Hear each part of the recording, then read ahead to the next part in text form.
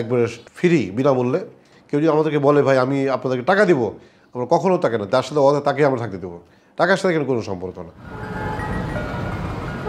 ইট পাথরের ব্যস্ত শহর ঢাকা, যেখানে টাকা ছাড়া পানির পিপাসা নিবারণ করতে গেলেও বেশ বেগ পেতে হয়। সেখানে টাকা ছাড়া এক রাত মাথা গোজার ঠাঁই খুঁজে পাওয়া একেবারেই দুঃসাধ্য ব্যাপার। উচ্চমূল্যের এই নগরে এক রাত হোটেলে থাকতে গেলে গুনতে হয় হাজার হাজার টাকা। তবে এই শহরেই এমন এক মেহমানখানা রয়েছে যেখানে বিনা খরচেই রাত্রি যাপন করতে পারেন সাধারণ মানুষ।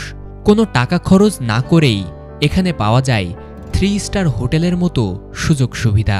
এই মেহমানখানা সকলেই থাকতে পারবে, সকলেই, হিন্দু, মুসলিম, খ্রিস্টান, বৌদ্ধ সকলেই থাকতে পারবে। সবার জন্য এই মেহমানখানা উন্মুক্ত, একবারে ফ্রি বিনামূল্যে তাদের জন্য এই ব্যবস্থা। কি নেই এই মেহমানখানায়? সাজানো গোছানো আসবাবপত্র, এসি, ফ্যান, আরামদায়ক বিছানা, আধুনিক শৌচাগার থেকে শুরু করে রান্নাঘর সহ একেবারে পরিপাটি পরিবেশ, সবকিছুই একেবারে বিনামূল্যে। শুনতে অবিশ্বাস্য মনে হলেও এটাই বাস্তব। মানবিক উদ্যোগের অংশ হিসেবে রাজধানীর এই অতিথিখানাটি প্রতিষ্ঠা করেছেন মাদ্রাসা শিক্ষক মাওলানা রজিবুল হক। রাসূল করিম সাল্লাল্লাহু আলাইহি ওয়াসাল্লামের কাছে মদিনায় সবসময় মেহমান আসতেন। তো রাসূল আসার পরে মেহমান ভাগ করে দিতেন বিভিন্ন বাসায়। ওখানে এরকম মুসাফিরখানা, মেহমানখানা ছিল। একটা বাসা বাড়িতে মানুষ থাকার জন্য যা সুযোগ সুবিধা, আমরা 5 স্টার না বললেও, আমি যেহেতু বিভিন্ন সময় বাইরে গেছি, অন্তত 3 স্টার বলা যায়।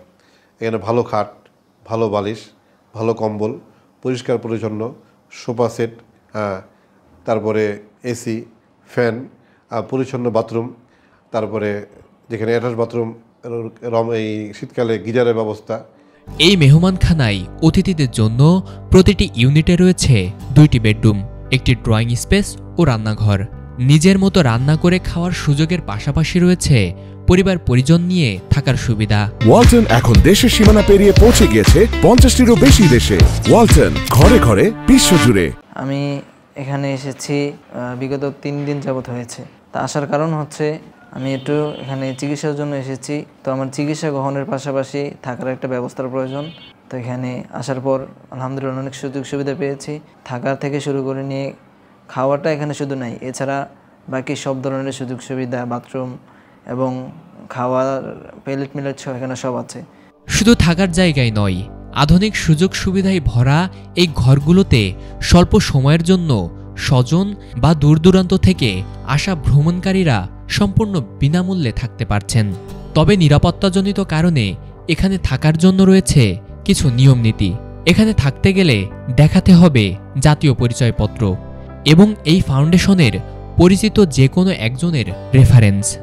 প্রাথমিকভাবে সর্বোচ্চ 3 দিন থাকার সুযোগ থাকলেও বিশেষ ক্ষেত্রে সময় বাড়ানো যায়। আমাদের বাড়ি হলো সাতপুর।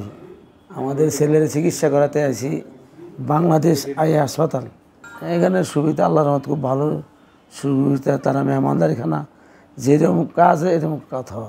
অনেক জায়গায় কথা একটা, কাজে একটা। এখানে সব দিকে একই রকম সিস্টেম। এইরকম যদি আরও দেশে কয়েকটা হয়তো মানুষের বিপদ আপদের জন্য অনেক উদ্ধার হইতো।